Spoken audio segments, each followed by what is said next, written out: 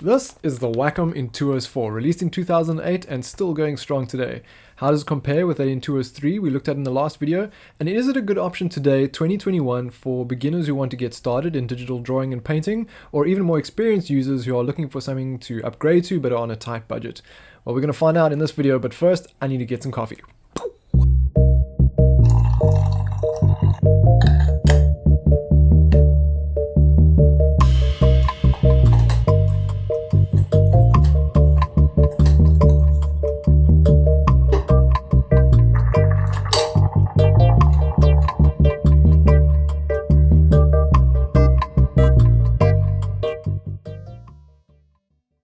Hey guys, Ryan here. Welcome back to the channel and to another drawing tablet review video.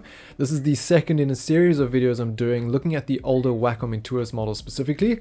In the last one we looked at the Intuos 3, which proved to be a really sturdy option, and 15 years after its release still works like a charm. Highly recommend it, and I had a lot of fun working on it. In this one we're looking at the Intuos 4, which I found for only a couple of dollars more than that Intuos 3 a couple of days later. And I was quite excited to pick this one up because not only is it the large version, which is 12 by 8 inches, one size up from that Intuos 3 I got, but it also has significant improvements on its predecessor. So we're going to open up the box, see what's inside, look at the specs, and then take it for a little drawing test. All right? So inside the box, you've obviously got the tablet itself. This is the large, which is 8 by 12 inches. It's got a really long cable. This is about 2 meters or something. 5-button mouse that looks and feels a lot nicer than the one that came with the Intuos 3. The grip pen has also been improved quite a bit.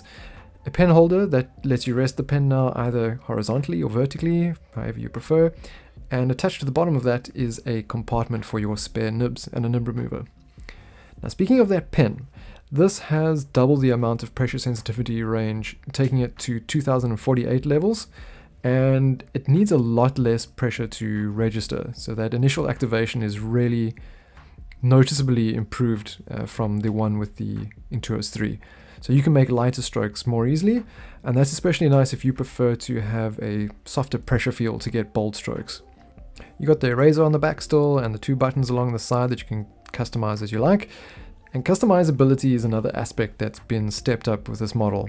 Not only do you have all 8 express keys now on the same side of the tablet that you can program as you like, but you also get to set one of them to bring up a radial menu on screen with your choice of functions as well. The touch strips from the Intuos 3 have been replaced with a touch ring, which I much prefer, and that can have up to 4 different functions as well that you can cycle between just using this button in the middle. Okay, along this side here you have the Illuminated Display telling you what you've programmed your keys to. This is a bit of an interesting feature that they experimented with here and did away with when they went on to the Intuos 5 and the Intuos Pro line. And initially I didn't think it was all that useful of a feature because I tend to work in one program, and once I know what my keys are assigned to and I'm used to my workflow, it kind of becomes obsolete. But if you are working in multiple programs where you have a completely different set of keys and workflow, that can be a useful reminder. And I have actually found bouncing around between different programs now and dabbling in 3D that a feature like that isn't all that bad. The working surface is also different. The Intuos 3 had an almost rubbery plastic feel, whereas this is a harder plastic. It doesn't have the same degree of tooth as the Intuos Pro, but it still offers a good amount of resistance while still being quite smooth to work on. Cool, so let's take a look at the driver tablet settings here and what all you can customize, because there really is a lot going on here. Firstly, there are the express keys, of course, and you can set these to different clicks or to keyboard strokes, various things. And you can have different presets as well for different programs.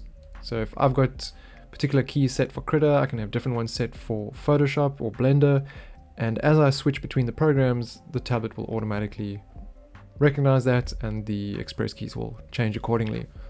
Then you have the touch ring. There are 4 functions you can assign here, and you can adjust the speed at which it makes those changes as you move your finger around. When you push the toggle button, it brings up a little display with what setting you're currently on, which is quite nice. You can disable that as well. You can toggle between different displays. I usually work with 2 monitors but have the tablet assigned to my main one, but with the touch of a button I can easily switch over to the other screen, change what music I'm listening to, or move my reference around, that kind of thing. And then you've also got the radial menu that you can bring up, and you can customize what all appears here. So there's quite a lot you can do to suit your workflow. On the pen itself, you can change the pressure and tilt sensitivity. I tend to push my pressure towards the softer side just by a small increment, just so that I have to apply slightly less pressure to get a harder stroke. And the mouse you can customize as well, set its sensitivity and speed and that kind of thing. So yeah, all the normal stuff you'd expect from your driver settings. Very nice. Now let's get into a bit of a pen test, shall we? Cool, so I've got Critter open here for the pen test. First things first, the tablet is pretty much at its default settings. I haven't changed much except for one of the functions on the radial menu being changed from auto scroll and zoom to just straight zoom. Other than that, pressure, tilt, that's all standard. You can easily bring up your settings to change what's going on in there or find out what your keys are programmed to with the little information button here. If you wanted, you can obviously program it to something else. Okay, so I'm just using a standard brush. Let's make it a bit bigger actually. That's a tad small. There we go. Now you can see much better what happens, shifting between really little amount of pressure to much heavier strokes. Really nice actually. That transition is super smooth. If I make this a bit smaller, let's just see. I'm pushing down very, very lightly, so that initial activation is considerably better than on the Intuos 3. Very, very nice. What you can also do here is there's this precision mode function where a window pops up, and now the corners of this window are mapped to the corner of your tablet. So you'll notice that the cursor moves a lot more slowly, and here you can get really detailed controlled line using this precision mode. Not sure if it's something that I'd use all that much, but for some people this might be really handy to have. And then you just push precision mode again and you're back to your normal window, and the tablet is now mapped to the entire monitor screen. So yeah, let's add another layer here quickly. Do some slow diagonals. Now I don't have the steadiest of hands, so you will find some wave there. I have a old ruler that is pretty dented. I can't seem to find a fresh ruler in my studio. But let's just have a look at how this goes. Yeah, I can definitely feel that the ruler is a bit jagged in parts, but that's a really neat line to me. And doing quick strokes is very, very nice. I think that initial activation is what really makes it such a pleasure to do these quick strokes with. So yeah, I'm very happy with this tablet and that sensitivity. Of course, you can just flip around your pen and it activates your eraser. Some people like that. I prefer to just push E and not have to flip around my pen, but it's nice to have that option either way. Yeah, so we're going to move on to painting, and I'm going to do the entire painting in Critter because I haven't done one in here before.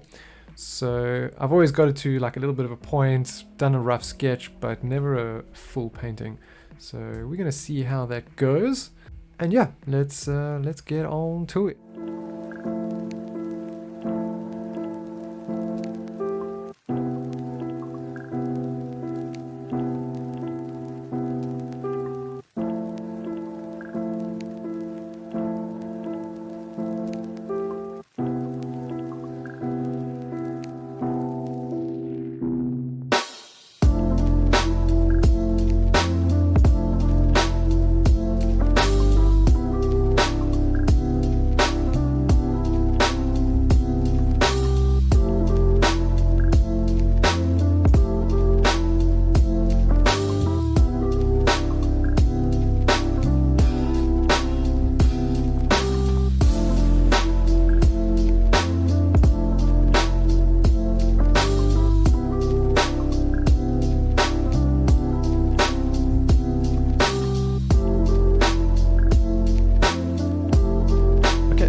stop there for this video and continue with it in the next one. It's going to be a dedicated video to this piece.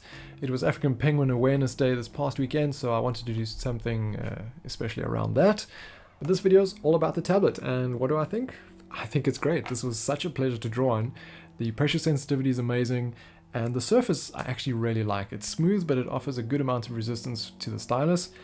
I do still prefer the mechanical wheel of the Deco Pro to the Intuos 4's touchring, but that's just a personal preference matter, and because I've been working with the Deco Pro for a while now, it's not a major thing. A key thing for me with devices like this is longevity, and that's also part of the point of this drawing tablet series. And it's quite reassuring to know that there are people still using these today. It is more than a decade old, and some are even buying more of these as backups just in case their current one bombs out for whatever reason. So that's good to know. It really is a nice tablet and worth having. In terms of features, this doesn't feel like it's lacking at all. Even though there are newer models with improvements and newer features added, they don't seem like a huge leap from where this is at.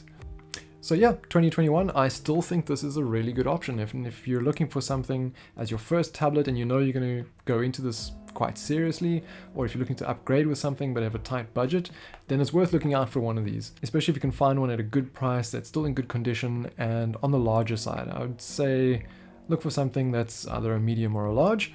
That about wraps it up. If you are using one of these at the moment, let me know in the comments below, or if you actually prefer a different Intuos model to this one. I'd dig to hear from you.